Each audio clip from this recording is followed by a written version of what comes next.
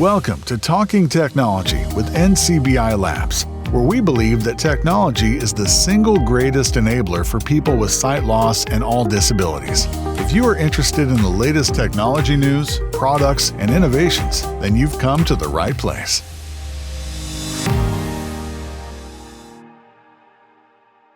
Hello, everybody, and welcome to the Talking Technology podcast from NCBI Labs. It's our first of 2023. Happy New Year to you. Hope you had a good New Year. We have loads of stuff to talk about today. We will be talking all things Braille. It was Louis Braille Day last week, so we'll be talking all things Braille later on in the show. And we'll also be taking a look at some of the training courses that are available from us here in NCBI. So loads to come, absolutely loads. If you want to interact with the show, as always, you can send us an email during the show to labs@ncbi.ie if you've got any questions. Or if you're watching us live on Microsoft Teams, you can use the Q&A panel. Thankfully, we'll have JP monitoring that for us, and we'll be answering any questions that you may have throughout the show. So welcome in. Thanks so much for joining us. We have a few guests today. We'll be talking to Peter and Mairead in just a few minutes about Braille and some of the cool Braille devices out there. And we'll have Denis Nolan along later on to talk about some of the training courses from NCBI, and also LEGO Braille. We'll have Lina and Rebecca to join us to talk a little bit about what you can do with LEGO Braille, which is something I've experienced for the first time today. Really cool stuff, and we'll explore that in just a bit. So, Louis Braille. Let's talk about Louis Braille first, shall we? In 1809, on the 4th of January, Louis Braille was born just outside Paris, and Louis Braille went on to create the tactile reading and writing system of Braille, which is used by tons and tons of visually impaired people all across the world. Braille has taken on, a new life now. We've got UEB, we've got all sorts of different innovations in Braille and digital Braille and so on. So we said we'd celebrate Louis Braille Day by taking a look at some of the Braille devices out there. But before we do that, Peter and Mairead, I want to come to you guys, and you guys are both Braille users. Mairead, what does Braille mean to you? You're also a Braille user. Oh yeah, Braille is definitely essential for me. I mean, I started learning Braille at about the age of 7.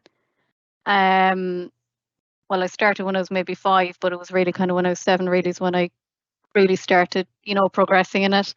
And like for me, it's just great to be able to pick up a book or pick up notes in a lecture or anywhere and just be able to just read them like everyone else. Because for me, it's much easier to physically retain information and learn it when I'm physically reading it rather than listening to it in audio format.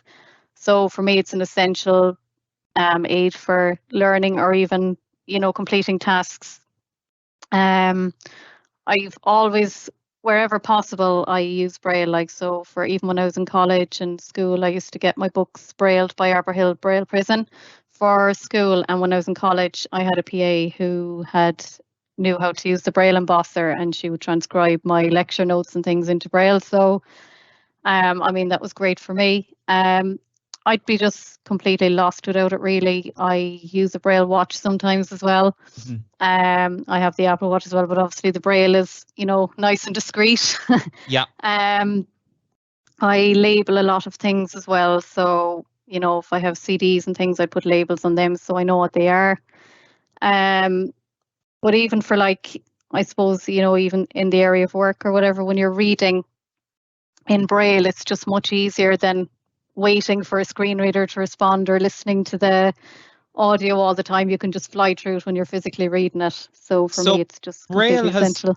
Then I guess it's been an ever-present thing. It wasn't something that you kind of did and then came back to. It's been ever-present by the sound of things. Yeah, for me, it's something I've always started with. I mean, I did find, when I was in school or whatever, and I used to get some of my books in audio format, I was a lot slower at retaining the information than when I got the books then and was physically reading them. There was definitely, even my school reports and things were coming back a lot better. There was a noticeable difference just because I could physically read it and the information was just sinking in a lot faster that way. Did you ever have any struggles with Braille? Like, especially, I know sometimes, even from my own experience with things like Braille books, did you find like the sheer volume, did you find that a struggle, or did you find that manageable?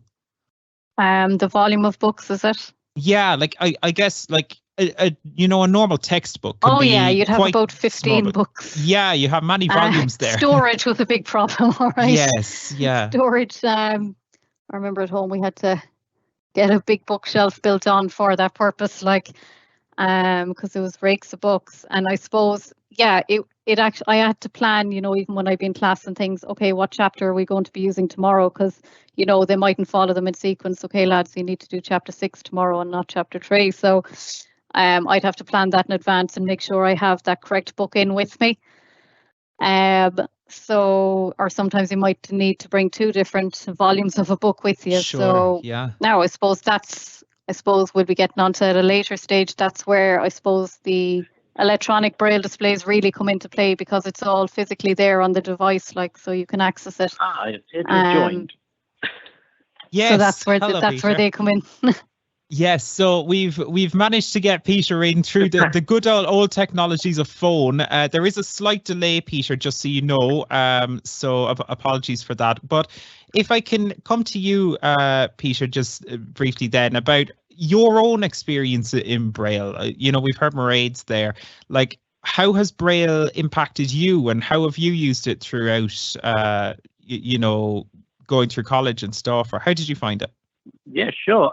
Well, I grew up more or less fully sighted, and I lost my sight when I was 16, and I had to learn Braille pretty quick to keep up with everyone at school and everything. But Braille has been one of the most important reading tools and leisure tools I've ever had in my life, because before I lost my sight, I was totally illiterate with severe dyslexia and other sort of reading issues.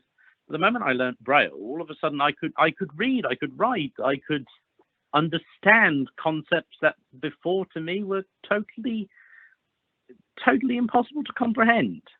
Was there ever like a temptation, especially for yourself as someone who lost their sight kind of more later on, I guess? Was there a temptation ever to not learn Braille and just focus on the digital side? And, we can use screen readers with Microsoft Word and so on. And like, was there ever that temptation to just totally ignore Braille? For me personally, no. I thought to myself, well, I couldn't spell. So I'd already done a little bit of research into the subject with a screen reader that I kind of knew how to use after receiving some teaching for it. But once I kind of weighed up the options, Braille was the only way for me to really progress in anything meaningful in a personal fashion. Because, if you're in a meeting or you're at school and you've got one ear covered with an earphone or something like that, and you're trying to take notes and listen to your screen reader, it just doesn't work, because you're overloading your brain with, 2 different sound inputs, and things start getting muddled up. But if you can use electronic Braille, like a Braille display or a Braille note taker, you can just focus on the typing on the typing and the reading with one sense, and listen to all the conversation, all the notes being discussed, and all the subject being discussed as you're going. You don't have to worry about pausing and then catching up. So you mentioned Braille displays there, and it's a great segue into what we're going to be discussing, because both yourselves, Peter and Mairead, you've both been exploring some of the different Braille displays out there. So Mairead, if I can come to you first, you've both been exploring actually the Focus 14. What, Mairead, first of all, is the Focus 14, and how did you find it? Okay, well, the Focus 14 is a small Braille display. It has 14 cells per line. So I enjoyed using it. I started off using that initially, but it is mainly a display Like unlike other Braille note takers, you can kind of, go on the internet with it or use other applications with it, or so it's mainly just used as a display. So I did enjoy using it for that, and just for just accessing my notes. Really, that's mainly what I was using it for, and just maybe doing a little bit of input into it. And doing a little bit of typing into it. For our listeners who maybe aren't too familiar with the Braille display, does that connect then to a computer, or? Oh, sorry, yeah. You can connect it to your computer through USB or Bluetooth. And so, like, if you have any documents on your computer, then like you can access them all as they're there on the screen. You can physically read it with the Braille display then as well. Okay. And you can also connect it up to your smartphone as well. And is that a function that you've used much, or how do you find that? Yeah, I've mainly connected it up to the computer and the smartphone. So, if I was out and about now, I used to use it sometimes there if I was out and about and I was sending a text message, or, even just on Messenger or something like that, I'd use it as my keyboard rather than using the on-screen keyboard on the phone for sending the messages. So, and even for reading them, because it was just nice and discreet as well, and nobody else had to hear what I was doing. And Peter, what about yourself? How did you find yourself using the Focus 14? Is it a product that you still use in the toolkit, or how do you find it? Well, I actually made a review of the Focus 14 a couple of weeks ago, or maybe a month ago now. But my personal experience is it's a great little device if you're just wanting a display, but the Focus 14 is limited in its reading capabilities, simply because the 14 represents a number of Braille refreshable cells that there are on the device. So you're only really receiving maybe 1 or 2 words on the display at a time. It's great if you want to send a quick text or read a short document, but if you want to do some heavy reading, like big books that require words that go above 14 characters, you're in a little bit of trouble. But it's a good little device. It's fairly reliable and sturdy, and it was a comfortable reading experience. Unless you were writing supercalifragilisticexpialidocious there. Don't. You write something too big and all of a sudden you get lost on the word halfway through the display because it doesn't refresh automatically.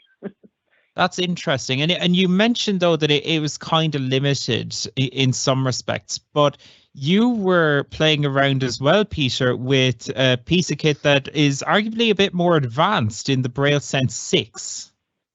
Oh, yes. Absolutely. Now, Braille Sense 6 is what you call a note taker.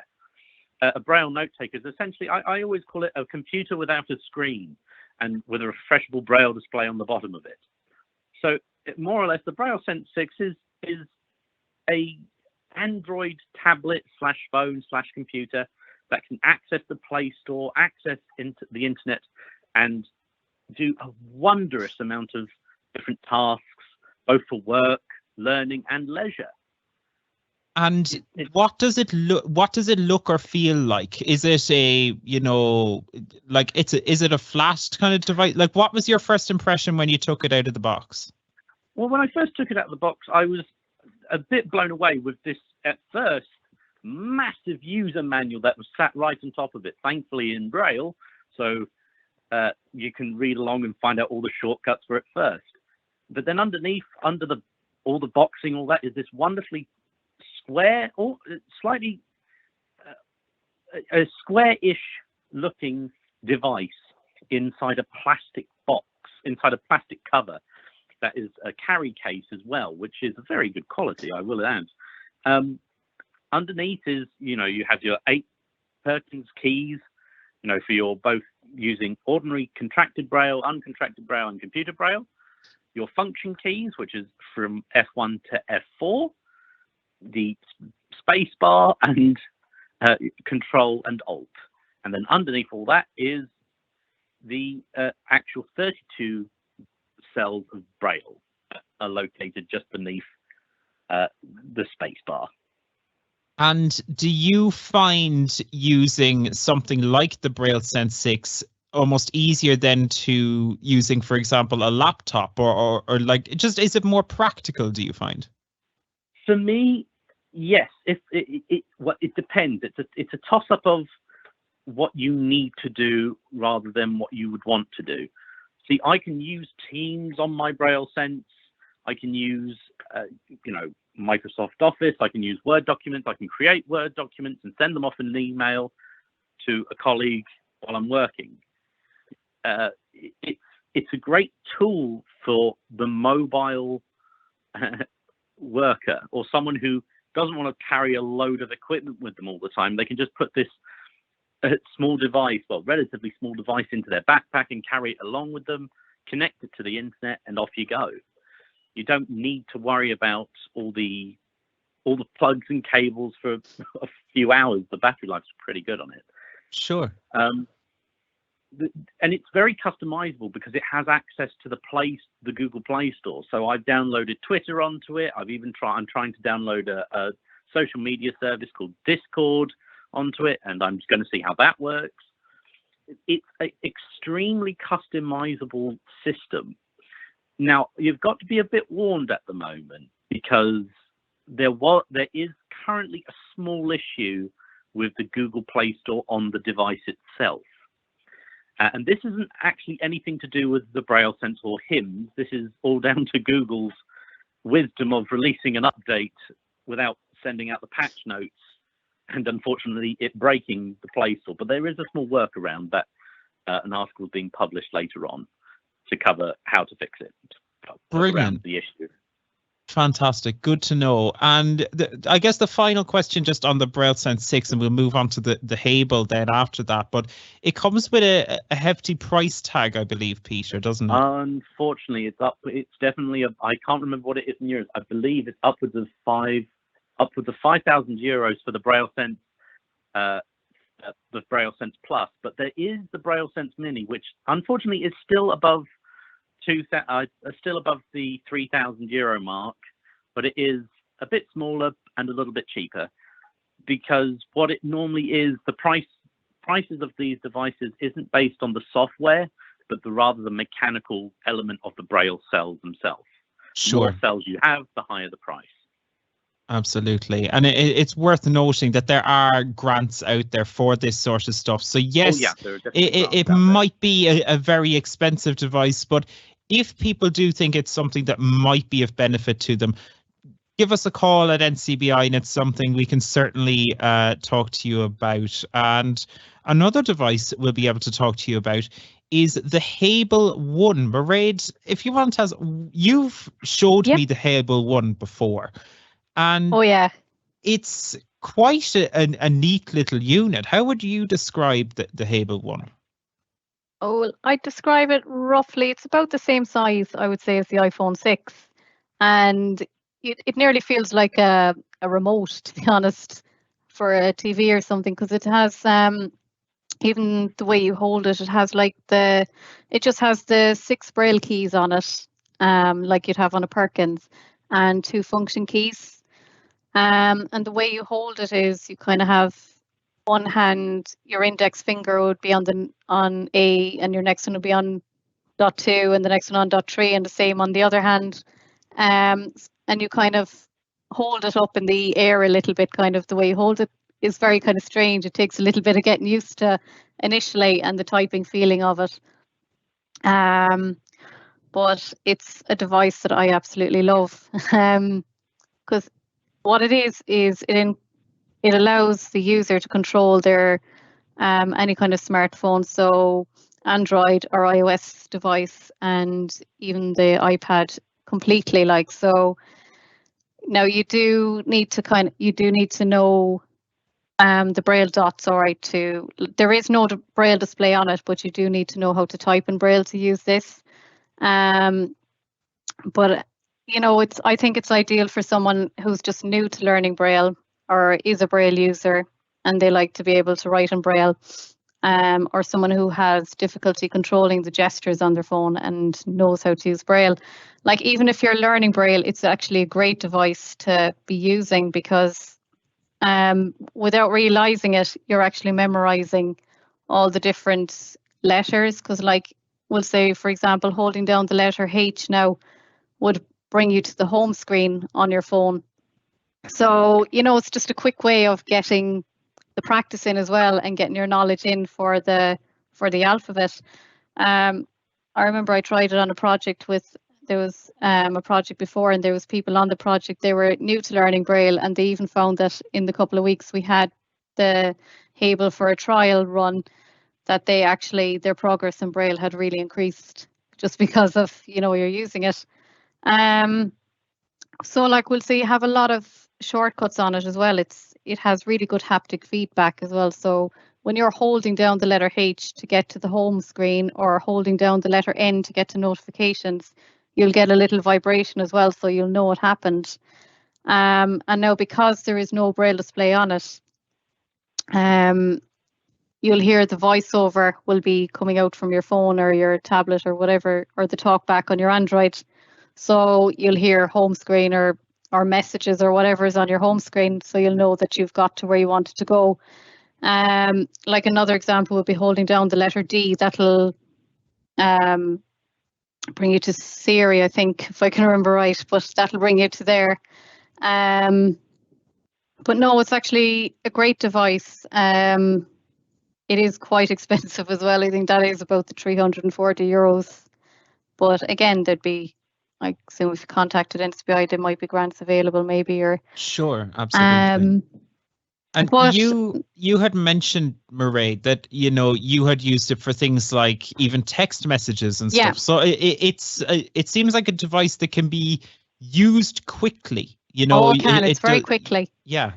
Because once you know or are learning how to type in Braille, you'll just automatically start getting quicker and quicker at using it and remembering the shortcuts. Because I think what I used to absolutely love about it is the fact that I can be out somewhere, I can be out in a shop or something, and I might have made a note maybe of a few items I need to pick up in the shop, and I don't need to actually open up my handbag and pull out the phone and go, I better get my notes or whatever, try and listen to the notes in the shop. Even I can just have an earpod in my ear and just launch my notes app without you can even unlock the phone like using the Hable. So I can just go straight into my notes app and launch that note and navigate through what I had in the shopping list, and I can just get it. And another factor that I really liked about it as well is, even when I was, out in mobility lessons or whatever, or practicing part of a route or something with a friend, I could just, stand somewhere and make notes and leave the phone in my pocket. I wouldn't be trying to put the phone down somewhere and then trying to pull out my Bluetooth keyboard and make notes and open up the notes app. And it's just so convenient. It's nothing, it's just really convenient. You're not taking out any extra piece of equipment. You don't need to even take out your phone. It enables you to be discreet as well then, I guess. Definitely. I definitely got a lot of questions on trains and things even when I'm out using it. They're all going to me, God love her, what are you doing? You're typing on that thing, there's nothing in front of you. Yeah. And I'd say they were wondering what I was doing. But then, I got into conversation with people and I actually explained what I was doing and they were just fascinated. So that's really cool. It is really cool. And also it has a really good battery life. I'd say you get 3 to 4 weeks out of the battery, and there's a nice shortcut key as well for checking the battery status, which is very handy. And how does it charge, Mairead? Is it a USB-C? It charges USB-C. Yeah, USB-C. Okay. So you just connect it up to the computer. But no, the battery status is very handy on it. And so if the battery is at a high level, you'll get 3 vibrations, and if it's medium, you get 2, and if it's low, you'll get 1. So it's very good like that. I suppose the only thing I didn't really love, I'd love to see a Braille manual come with it, all right, with that. Because I think it would be good. And also you can type in grade 1 or grade 2 Braille on it as well. So if people are just new to Braille and they're just learning, they can set the preference to grade 1. So, you don't have to type in grade 2 Braille on it. That's fascinating. Yeah, it sounds like a really capable device. And What I do before we let you guys go, I love to ask this question to people, especially when we're discussing Braille, because Braille is ever evolving. So if I can start with yourself, Peter, where do you see the future of Braille? Oh gosh, the thing is, a lot has been announced in the last couple of months with new multi-line Braille units and everything coming to the market. Not available yet, but there's loads of new charities and companies and Braille specializations. We are on a precipice of breathing new life into Braille with all these new wondrous bits of kit. Like for instance, the Hable is still relatively new to market as well, and I've been playing. I initially, when I first tried the Hable, didn't like it very much. I was a bit, it's a bit too plasticky. It feels a bit too weird. I don't like the feeling of it. But now I've been using one more or less constantly for the last 2 or 3 days, and I've kind of become a bit besotted with it. Okay, that's an interesting point of view. So you've flip-flopped there a little bit. Yes, I did. I was initially, because Mairead showed me the Hable at some point, and I wasn't too convinced. I wasn't too happy with the feeling, but I think that's because I didn't have a good chance to really sit down with it on my own and play with it. And when I started doing it, I realized, oh my gosh, I don't have to worry about the Braille, the screen gestures anymore, because there are some screen gestures or on voiceover with the iPhone that sometimes just are a bit fiddly to get your head around, or they don't track your fingers properly. Sure. But having something like the Hable to just do it for you just through a keyboard, oh gosh, that saves me so much time. Are you excited for the future of Braille? It sounds like you are, but I'm so excited. You would not believe how giddy I am with excitement with some of this new kit coming about for us. Brilliant. We'll have to get you to play with loads of it for us. So. Oh yes. And Mairead, if I could ask you a similar question, like, how do you feel about the future of Braille? Where do you think it's going, and are you excited by it? Oh, I'm very excited. Yeah, I definitely think there'll be a lot more new Braille displays and Braille note takers and things on the market. I hope it'll get promoted a lot more in industry and things like that. It'll be just common practice, maybe, that it might be, you might have Braille labels on maybe everything you buy in shops and things. I'd love to see that. 'Cause you do see it on the medication and things in chemists as well, but it'd be nice if it was rolled out to everything. I definitely think, even schools and things as well, there'd be a lot more done there as well in that area. I just think hopefully that it will definitely keep going. Brilliant. Well, listen, thank you so much to both of you for joining us. It is great to hear about the advancements in Braille technology, and thank you so much for joining us on Talking Technology. Thank you. Thank you very kindly. So it's interesting there. Mairead mentioned the future of Braille, and what might that hold. Well, one of the things we'll be doing in the future is obviously teaching more and more people Braille, and we've got new things and new ways of aiding learning Braille. And one of those new things is LEGO Braille Bricks, and this is something I got to play with for the first time earlier this morning, which was really cool. But rather than me telling you about it, we've got Lina and Rebecca joining us on Talking Technology. So thank you so much to both of you for joining us. If I can start with yourself, Rebecca, LEGO Braille, what is it? Hi, David, and thank you very much for inviting us along today. LEGO Braille, the LEGO Braille Bricks concept is a play-based methodology that teaches Braille to children who are blind or have a visual impairment. Each brick in the LEGO Braille Bricks toolkit retains the iconic LEGO form, but unlike a regular brick, the studs are arranged to correspond to numbers and letters in the Braille alphabet. Each brick shows the printed version of the symbol or the letter, allowing sighted and blind children to play and learn together on equal terms. The size of the LEGO Braille brick is like a standard Lego brick, the 2x4 brick size, and the top 6 studs are set up to correspond to a Braille cell, and the bottom 2 are empty where the printed letter or number is shown. And the LEGO Braille Bricks, it's not a replacement for standard Braille teaching, but should be seen as another resource that can be used when teaching Braille or using Braille for learning other subjects like numeracy or literacy. So when you get, you know, a Lego Braille toolkit, like what's included, and can you use it then with, you know, standard, you know, Lego bricks that, you know, you might buy in a shop?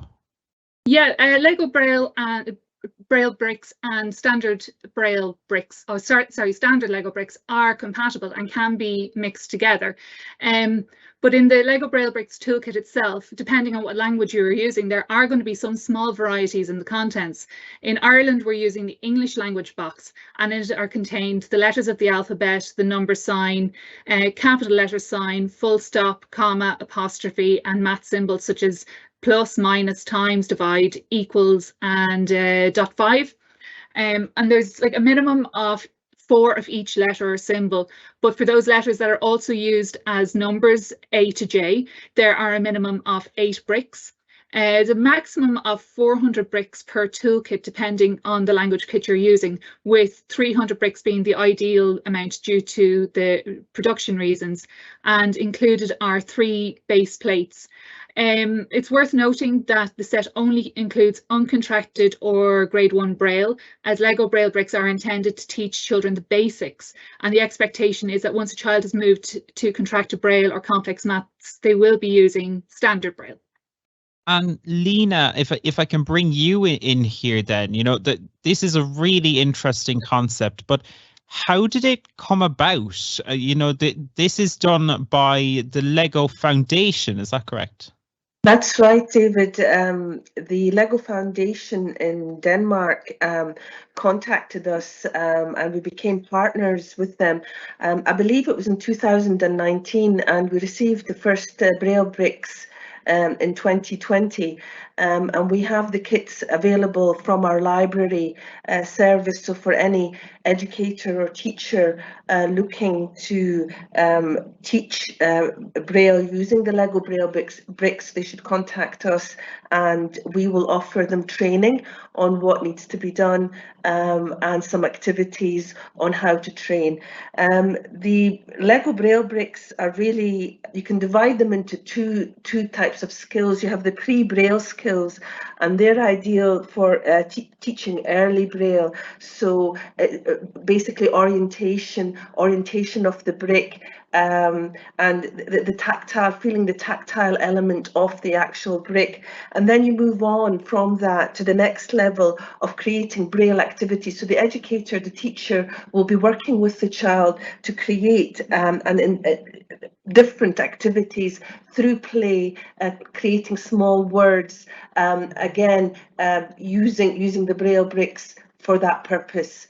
So it's very much in the initial stages of learning Braille, although the bricks are available for children and individuals up to the age of 18 that are learning Braille. So it's, you know, it starts off from the age of 4 to 18.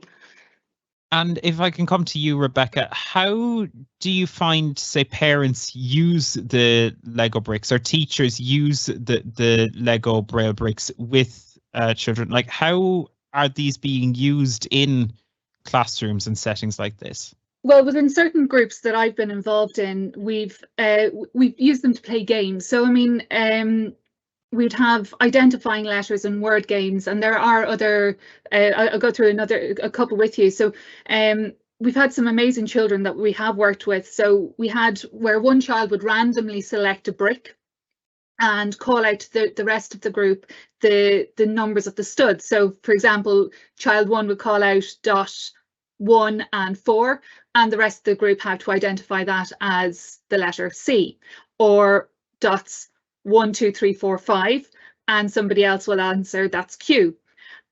So we found that it was great to teach the kids not just Braille skills and work on their Braille skills, but there's communication within a group, within their peers.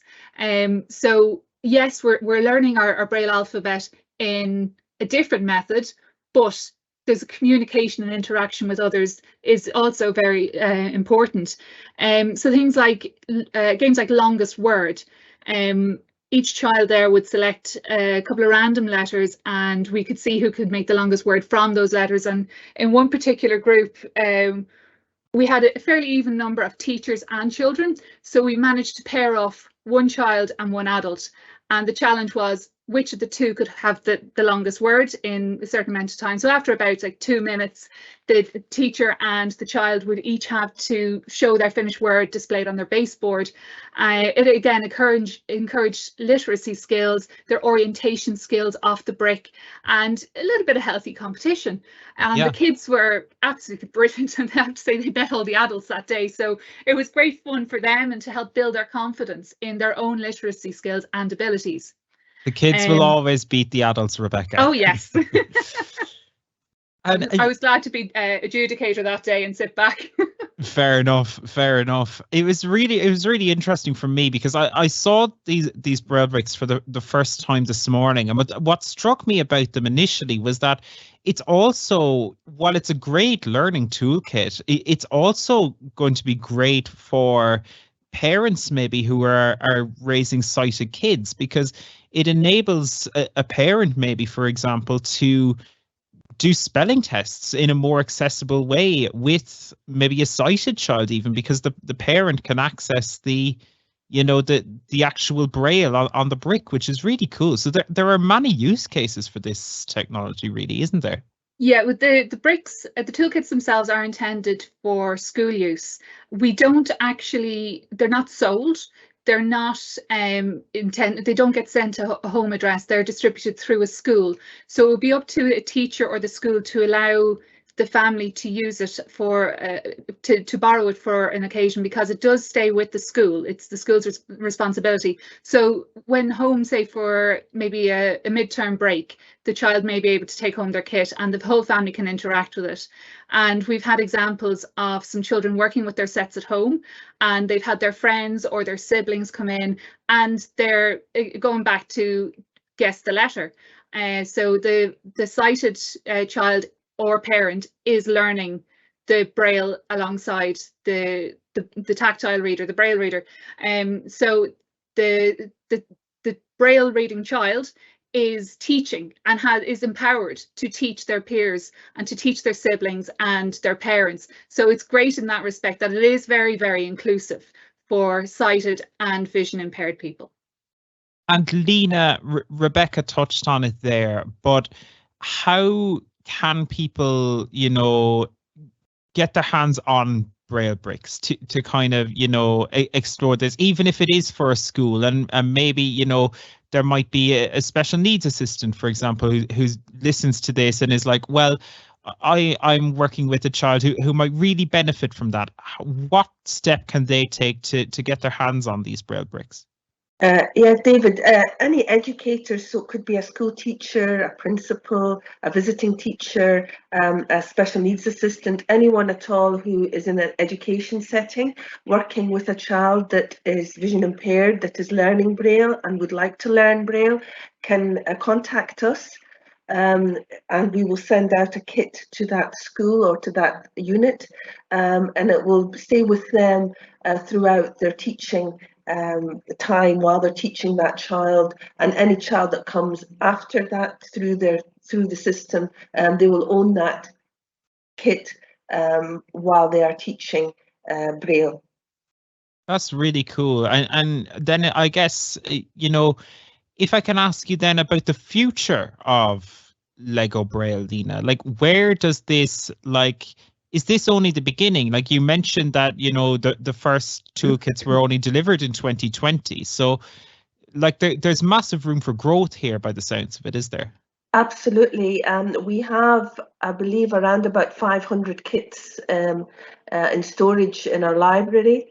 And the future is very promising for the LEGO Foundation. This is something very new to them. They haven't ever gone down the route of producing Braille with LEGO. And they are now rolling it out in many different languages. English was one of the first languages, and we were lucky that we were in the first group. Well, actually, we were in the second group of countries to receive the LEGO Braille Bricks. But now they have just launched LEGO Braille Bricks in the Greek language and in Chinese. And I know that they're working on Arabic LEGO Braille Bricks as well. So it's an international system now for teaching children Braille. And it's a wonderful way. And I think Louis Braille, if he was around today, he would be very impressed with what LEGO and the LEGO Foundation are doing with LEGO Braille Bricks. That's fantastic, and listen, it is really, really cool to see these toolkits going out, and to be able to have more means and ways to teach Braille that are more fun, which is great to see, isn't it? Absolutely. It's not just about dots on a page. It's about learning to read and write with Braille and using the LEGO Braille Bricks. It's a fantastic opportunity for children. It's a fun way of learning, and it's an inclusive concept as well, as Rebecca mentioned. Well, Rebecca, Lina, thank you so much for telling us about LEGO Braille Bricks. It really is an exciting project and one that will only go further in the future. So thank you so much for joining us on Talking Technology and telling us about LEGO Braille Bricks. Thank you very much.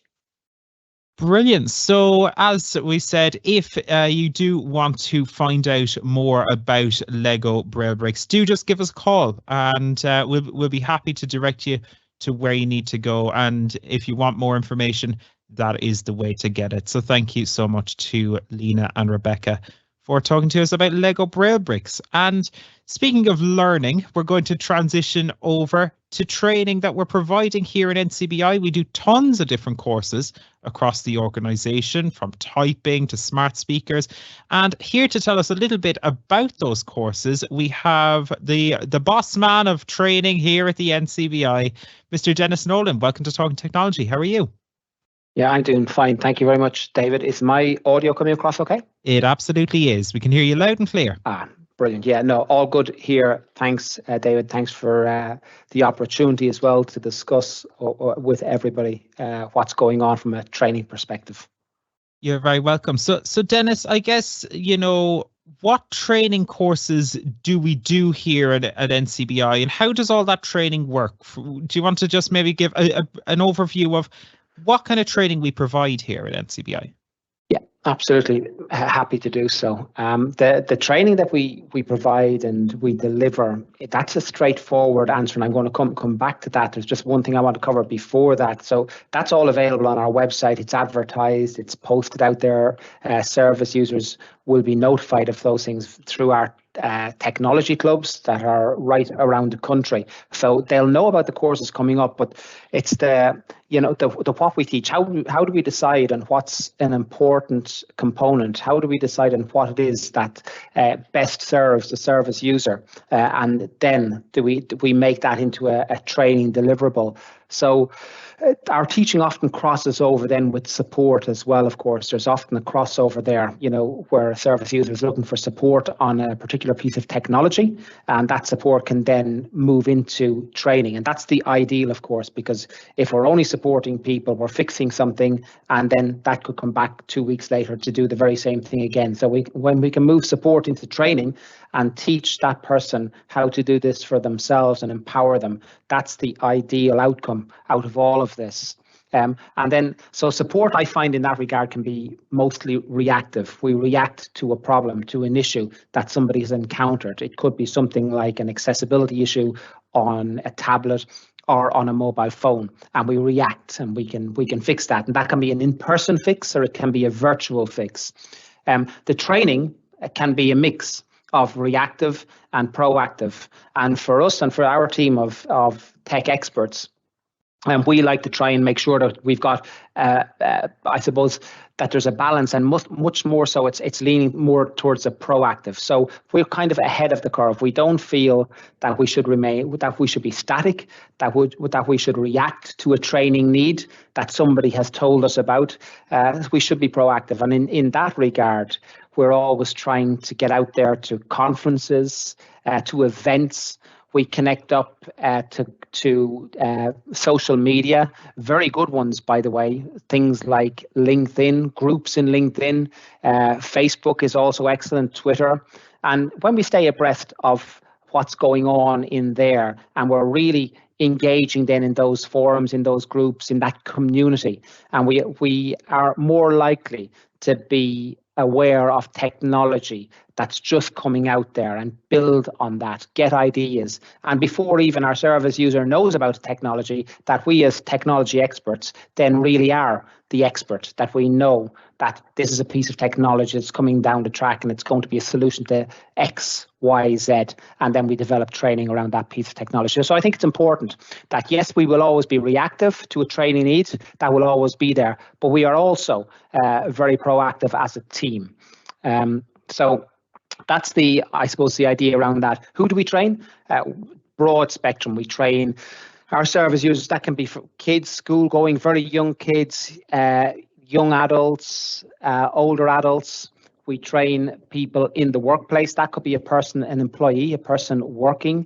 It could be an employer that reaches out and says that they want to know about accessibility or a particular device that might help a member of staff or members of staff. So again, that's quite broad. It's not necessarily always just a service user. It could in fact be somebody that's employing a service user. So how we train, then how we deliver that training, it can often be in person. The person come into a NCBI office and receive training or support, but also virtual training, or it can be a blend, a mix of a virtual delivery and an in-person also. And we've got our new learning management system we're moving all our training across to. So our service users will be able to log into our learning management system and consume all of the training that we are investing in and putting up on that platform. The courses, that was the easy part, David, and forgive me, I know it was your first question, but the course itself will be there for everybody to see. I mean, we've got typing skills, touch typing. Daniel is going to have a quick talk about that. We have got smart speakers, the Googles, the Amazons, and the wonderful technology that brings, the My NCBI Alexa skill that we have available to our service users. Again, Joe is going to give a quick discussion on that. We train in computers, Mac and Windows-based computers, navigating computers, the apps that come with a computer, and accessibility features.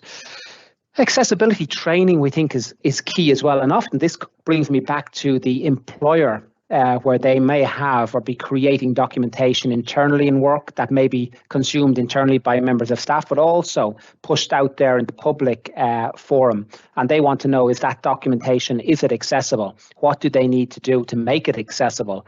So we work with people that are interested in that area as well and help them to understand how to make things accessible. Word documents, PDFs, presentations, for example. We've got Braille training ongoing.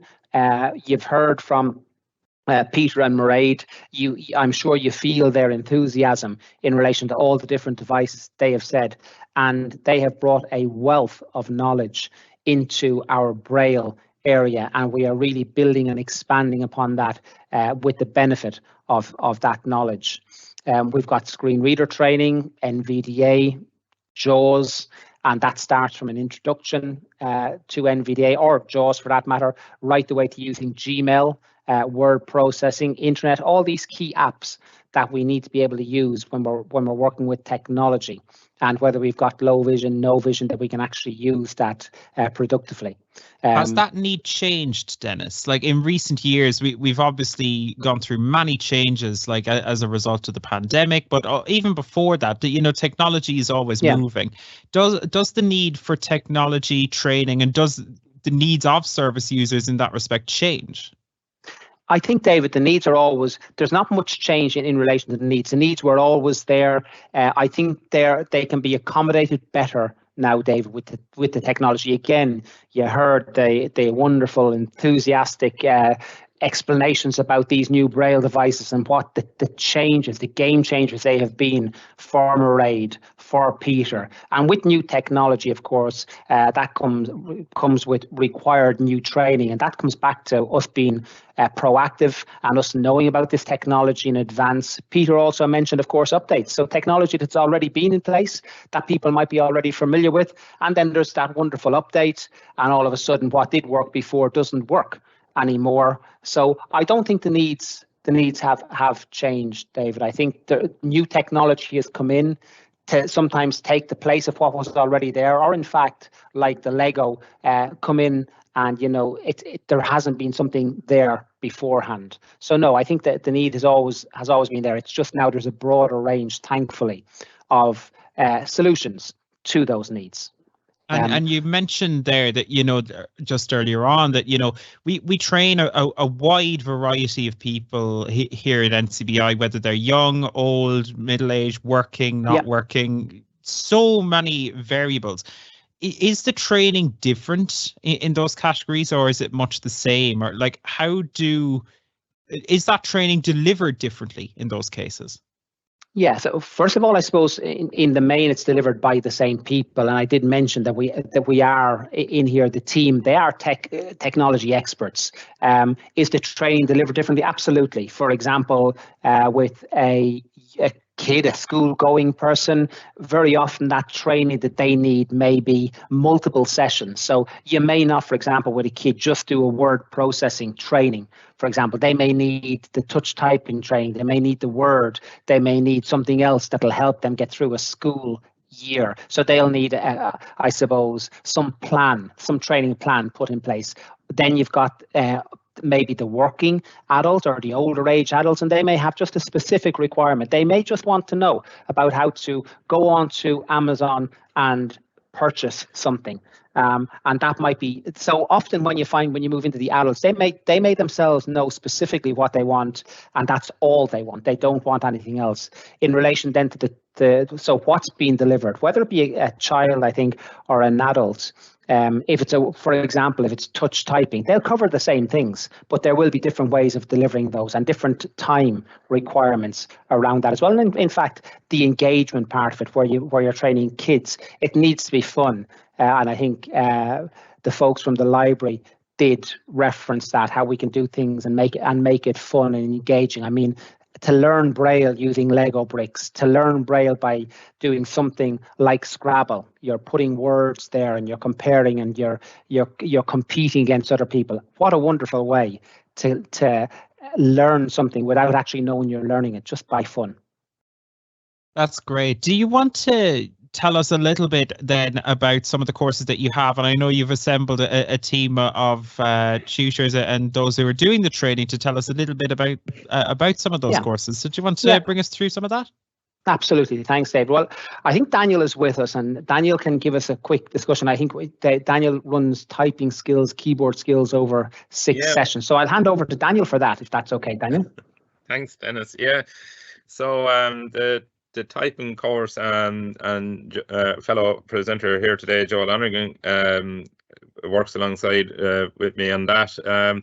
We've ran it about 3 or 4 times over the last year, and it goes on, I suppose, for 6 one-hour sessions, usually delivered across of a Monday afternoon.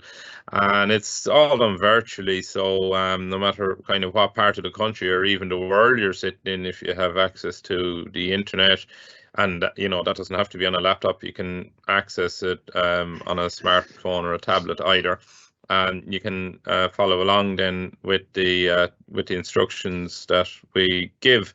And while it is, I suppose, Joe, I suppose it's fairly going like there's lots of keystrokes, but I think you'll agree with me here that practice makes perfect. So, and the feedback we've had has been quite good. Even though when you're delivering it, you'd often say, "Oh gosh, this is very repetitive."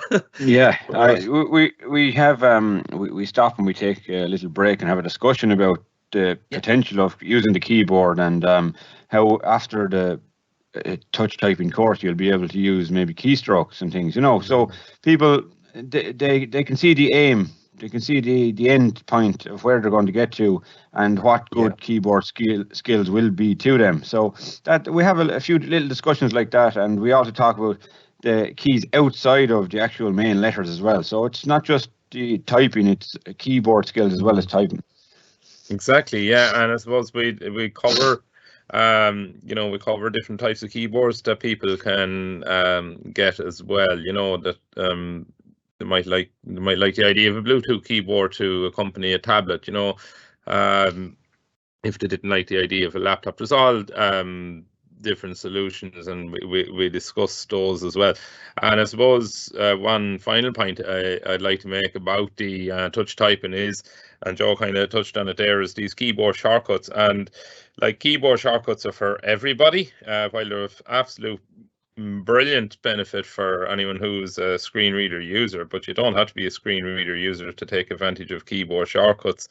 For anybody who wants to improve their efficiency of carrying out regular tasks within a program or within Windows itself, the keyboard shortcuts are definitely a great way of improving efficiency, cutting down on the mouse use, and you just end up getting things done quicker. And the more you do them, the more you do these keyboard shortcuts, the more you get used to them, and you just find that they're incredibly handy. So they're definitely something for everybody to be got out of that particular offering and keep an eye out for it on our website on ncbi.ie, where we'll advertise the upcoming ones that you can sign up for. So yeah, that's me then, Dennis. I hope I've covered in that. Or Joe, if you've anything to add. No, I was just thinking there as well. Sometimes it helps people decide what screen reader to use after the course and stuff, and whether to stick with magnification. And we help people to choose where to put bump-ons on their keyboard as well. And that's about the size of it then, Daniel. I think we've covered as well. Yeah, the bump-ons, I'd forgotten about those. Stairs are incredibly handy, so they are. Yeah. Thanks very much.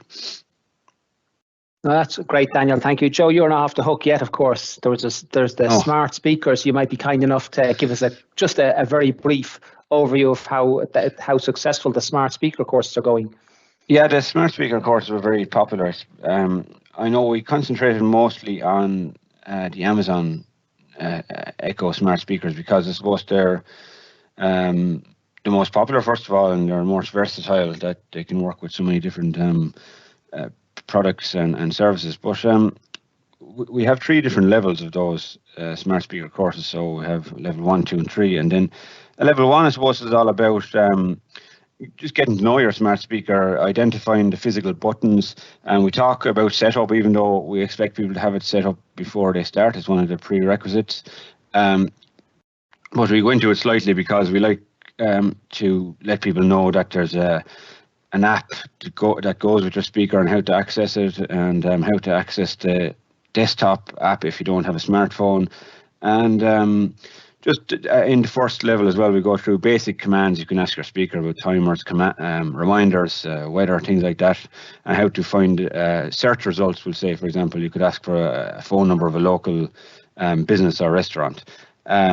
And then we have a question and answer session at the end of it, and that kind of thing. And level 2, then, I suppose we move on then, and we a little bit more advanced. We talk about the different things you can get your speaker to do, like whisper mode, brief mode, how to link it to a podcast catcher, or link it to an audiobook service, that kind of thing.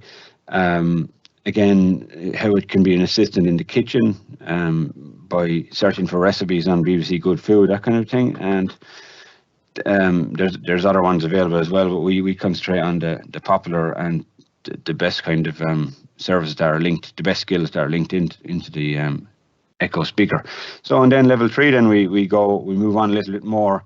We do a recap of the previous 2, and then we move on to talking about how you can link it to smart home devices like maybe a TV or a Fire Stick, Ring video doorbells, light bulbs. When I see what else. Just general smart home devices, maybe a smart Hoover, something. How to maybe connect the scale, and we explained that you have to put their username and password in, and I demonstrate a few of the smart home devices I have at home on the actual virtual Teams call. So, and then we do a recap again and more questions and answers at the end, and then you end up having lots of follow-up calls for people that might be interested in learn how to connect their device to other devices or other services. So it brings a lot of work with it, but it's really interesting because it gets people enthusiastic about smart speakers. And that's the Amazon one, but we will also have the Google one coming up this year, and we're just about after finishing developing level 1 of the Google Home smart speaker course. So that'll be coming up on the 27th of February, and there'll be another one then. I think it'll be a level 1 of the Alexa coming around again on March the 6th. So it's all very interesting stuff, Dennis, and it's the new way of accessing content. If you don't even need keyboard skills, you don't need a screen, you just need your voice, So no, that's great, Joe. Thank you. And just to mention also, of course, we have the Alexa skill, the My NCBI, and it's connecting up to all the various things, the wonderful things that are out there from ourselves, NCBI newsstand, magazines, the library, etc. Yeah, that's right, Dennis. That's in level 3. Actually, I forgot. I meant to mention that's part of level 3, linking your smart speaker to the NCBI Smart Hub skill, and how to play NCBI live radio as well. So yes. That's part of level 3. On the Google have let themselves down a little bit. They don't have actions anymore, so the Smart Hub may not work on the Google Home, unfortunately. But look, we'll battle on, and hopefully we'll find a way around that down the line. Yeah, that's great, Joe. I suppose to conclude on that, I just want to mention we were also looking at QQI, Quality and Qualifications Ireland. The certification of our courses, and we're looking into certifying our courses so they're nationally recognised as well. So when somebody completes a course with us, that they get this national certification. We're starting it off on a number of courses, just a couple of courses to begin with, and then expanding that out. So I think, David, that's the training from myself and the folks. So thank you very much. Just 2 quick questions before you go, Dennis. You mentioned, and I need to get an exclusive out of here on the podcast. I absolutely must. You mentioned we're moving to a new learning management system. Can you briefly give us a little bit of detail about what that is? I don't know how much you're able to say at this point, but what can you tell us?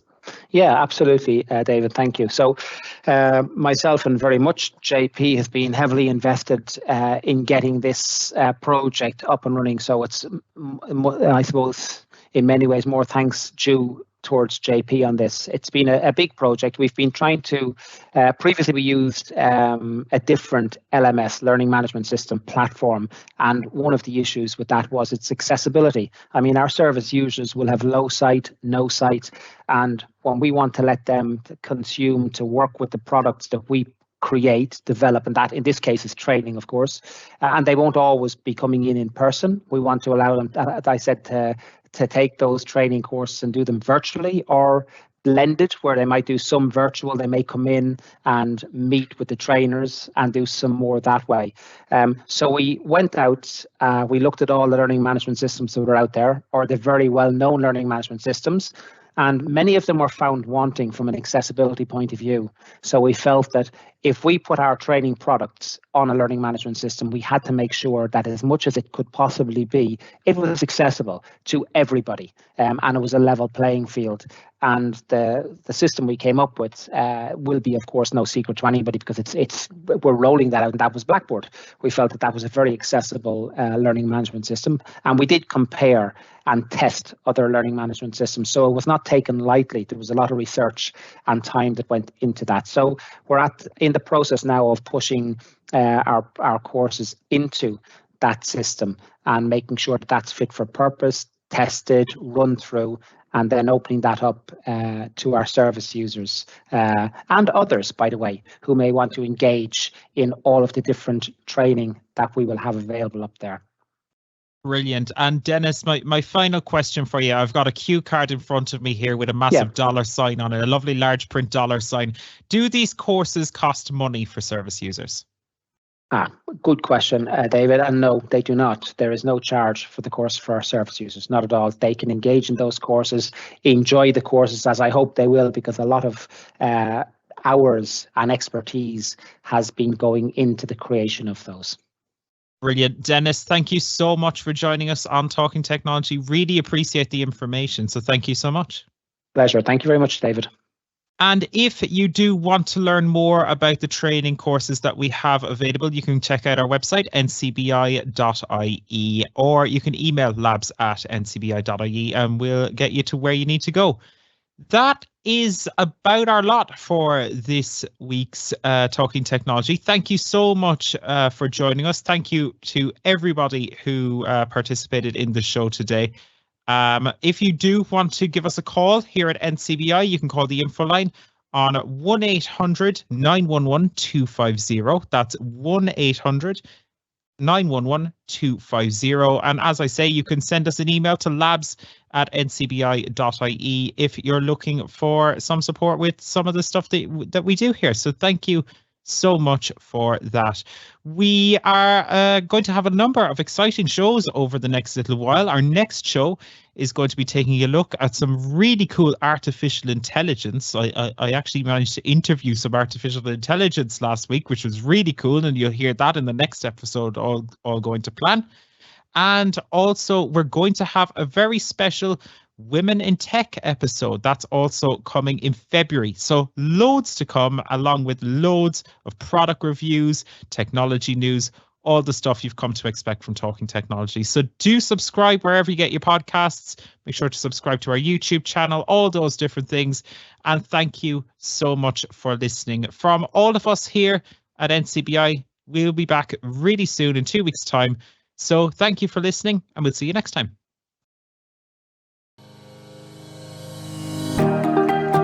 Thanks for listening to the Talking Technology podcast with NCBI Labs. If you would like to support our show, you can visit donate.ncbi.ie. The NCBI Labs Talking Technology podcast is proudly sponsored by IA Labs, the market leader in the provision of digital accessibility services.